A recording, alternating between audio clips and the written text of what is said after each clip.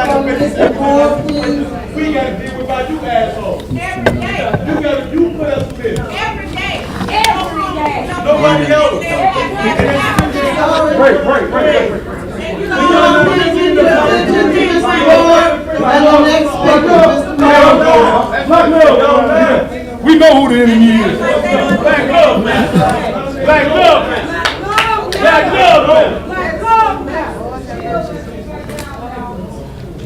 Yeah, Robert J. Moore speaking on behalf of the Institute of St. Michael the Archangel. It is the 21st of January of 2016. To this point, martial law has still not been imposed. A salute goes out to all of the people throughout this country who have been, whose contribution to that has kept that in the position it's in, because as bad as things are now, it's nothing compared to what life will be if martial law is imposed and United Nations Agenda 21 is a living hell on earth. I also want to recognize Mr. Foreman.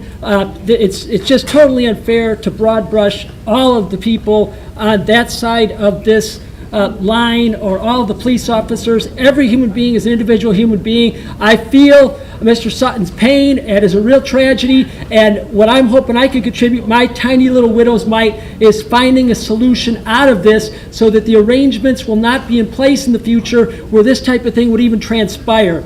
And that requires the restoration of the protections of the contract. Innumerable provisions of that contract were being denied. The denial of an independent federal grand jury, the presence of National Defense Authorization Act, Section 1021, the deprivation of the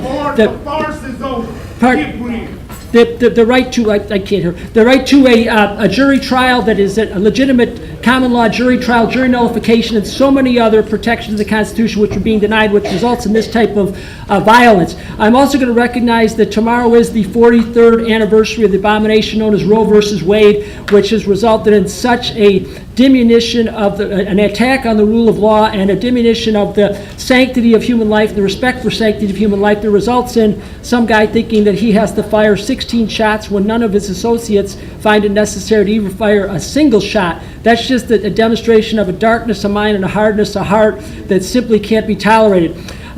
Before I get on to the next issues, I have to ask a question of Ms. Lightfoot.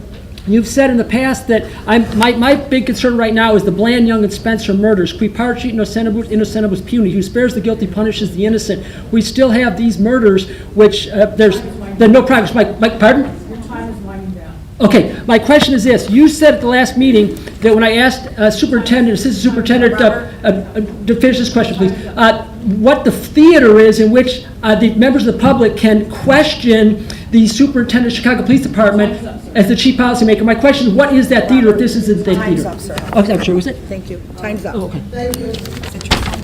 Yeah. Deborah Hawkins, Creek Oh, is that Valley, Leroy Van Powell.